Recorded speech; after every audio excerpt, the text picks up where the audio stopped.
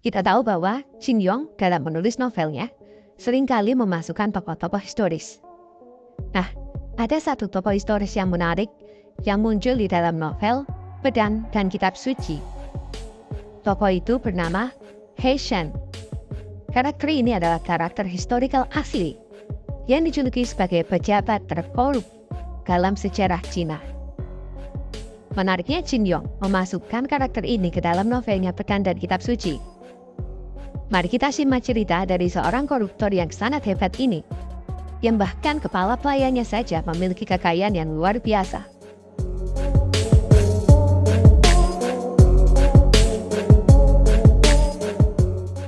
He Shen berasal dari klan Manchu New Huru. Dia adalah pejabat dinasti Qing yang disukai oleh Kaisar Qianlong. Lahir sebagai San Bao, nama aslinya kemudian dirubah menjadi He Shen. Dia adalah anggota dari klan Red Banner dan dikenal sebagai pejabat paling korup dalam sejarah Tiongkok. He Shen lahir sebagai putra seorang perwira militer Manchu dan terpilih untuk bersekolah di sekolah yang paling istimewa untuk anak laki-laki bangsawan Manchu. Dia kehilangan ibunya ketika dia masih muda dan dikatakan bahwa dia dan adik laki-lakinya memiliki kehidupan yang sulit di bawah ibu tirinya. Namun, dilaporkan bahwa He Shen adalah murid yang sangat baik. Dia menguasai beberapa bahasa, termasuk Mandarin, Manchu, Mongolian, dan Tibet. Pada tahun 1772, dia mulai bekerja di Istana Kekaisaran. Dia ditugaskan sebagai pengawal kekaisaran dan ditempatkan di gerbang kota terlarang. Sebagai seorang pejabat, dia melakukan korupsi sebesar 1.100 juta tael perak. Yang jika dikonversikan dengan US dollar sekitar 270 miliar dolar. Jika kita konversikan ke rupiah sekitar 14.000, maka sekitar 3.780 triliun. Karir He Shen sebagai pejabat dimulai ketika anggota pengawal kekaisaran yang berusia 25 tahun dipilih oleh Kaisar Qianlong yang sudah tua. Dia sangat tampan, jenaka. Tentu itu menarik perhatian seorang raja yang berusia 64 tahun. Sejak saat itu dia mulai meroket ke tampuk kekuasaan. Tidak lama setelah pertemuan pertama mereka, Kaisar Qianlong mulai mempromosikan He Shen ke pangkat dan gelar yang jauh melebihi tahun atau pengalamannya. Dia diangkat menjadi Letnan Jenderal, Wakil Presiden Dewan Pendapatan, Penasihat Agung, dan akhirnya Menteri Rumah Tangga Kekaisaran. He Shen diberi hak istimewa untuk menunggang kuda di dalam kota terlarang. Suatu kehormatan yang biasanya diberikan kepada pejabat senior dan lanjut usia yang terlalu lemah untuk berjalan di koridor panjang istana. Belakangan, dia ditugaskan di ibu kota dan diberi kendali atas iuran transit dan bea cukai di gerbang Zhongwenman. Tidak ada yang bisa menjelaskan bagaimana atau mengapa He Shen bisa memiliki pengaruh yang begitu kuat terhadap kaisar. Ada sebuah desas-desus dari balik tembok istana adalah tentang hubungan seksual antara punggawa yang menawan dengan pelindungnya yang jauh lebih tua.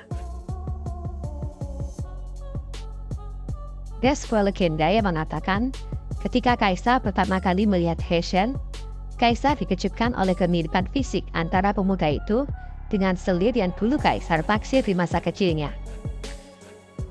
Keberuntungan dari He Shen adalah kaisar memanjakannya untuk menghalau rasa bersalah kaisar atas perannya dalam kematian selir tersebut.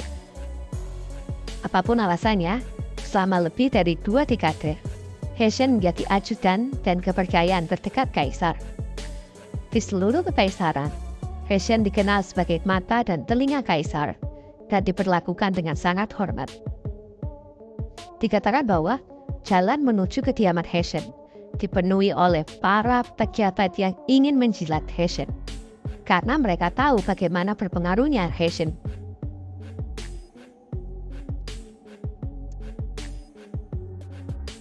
Pada tahun 1970, putra He Shen menikahi putri favorit dari Kaisar Qianlong. Kaisar pernah berkata bahwa jika putrinya itu laki-laki, dia akan memilihnya sebagai ahli waris. Hubungan dan pengaruh He Shen dengan tahta membuatnya hampir tak tersentuh. Dia bahkan melakukan korupsi secara terbuka, memeras biaya dari pejabat lain, dan menggunakan posisinya untuk menggelapkan sejumlah besar uang dari perbendaharaan kerajaan. He Shen dilaporkan menderita rematik kronis dan menderita hernia parah. Namun, meskipun kesehatannya terus memburuk, Kaisar Qianlong mempercayakannya untuk membantu memimpin kampanye perang di Yunnan dan Gansu. Sebagai seorang perwira militer, He Shen bagaikan sebuah bencana. Tetapi He Shen memang hebat. Dia melihat peluang besar. He Shen dan kroni-kroninya menetapkan inventaris, skema gaji, perbekalan, dan menggunakan kas militer kekaisaran sebagai aset pribadi mereka. Pada saat itu, Kekaisaran Qing diganggu oleh perkumpulan rahasia dan pemberontakan bersenjata sering terjadi. Kaisar menjelaskan ketidakmampuan pasukannya untuk menangani keadaan darurat yang semakin meningkat. Tetapi apa yang dilihat Kaisar sebagai krisis pemerintahan, dilihat sebagai sebuah kesempatan oleh He Shen. Kaisar terus memuji He Shen dengan penghargaan. Bahkan ketika anak buah He Shen dihukum karena penggelapan dan diperintahkan untuk bunuh diri, He Shen tetap tidak tersentuh. Selama Kaisar Qianlong duduk di atas tahta, He Shen aman untuk melakukan apa yang dia suka. Tentu tidak ada yang abadi. Pada tahun 1976, Kaisar Qianlong pensiun dan mengangkat putranya Yongyan sebagai kaisar. He Shen tahu dia dalam masalah.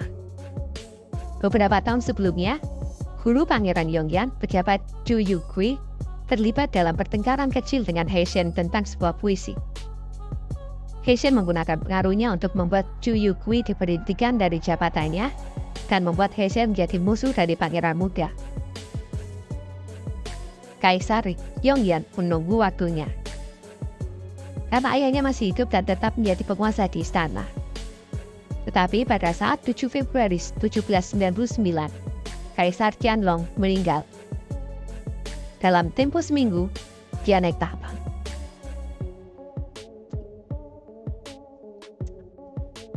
Kaisar memerintahkan penangkapan dan pengadilan He Shen. Dia mendakwa He Shen dengan 20 kejahatan.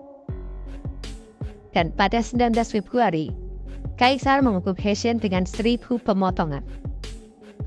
Dan karena saudara perempuan Kaisar, putri ke-10, menikah dengan putra He Shen, dia diselamatkan dari kematian yang mengerikan. Akhirnya pada tanggal 22 Februari 1799,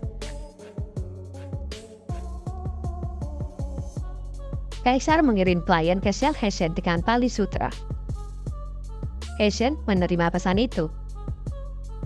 Tahun itu juga 22 Februari merupakan hari ke-15 dari tahun baru. He Shen menggubah puisi ke dinding. Dia kemudian mengambil kain dan gantung diri di selnya. Itulah He Shen, seorang pemuda cantik yang dicintai oleh seorang kaisar, dan dia memanfaatkan cinta itu untuk mencoba mencuri sebuah kerajaan.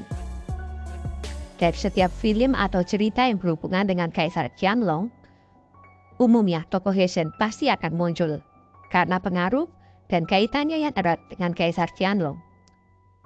He Shen, yang bahkan sampai sekarang dicap sebagai seorang koruptor terbesar dalam sejarah Cina. Jangan lupa untuk like dan subscribe channel kami, dan sampai jumpa di video-video kami yang lain.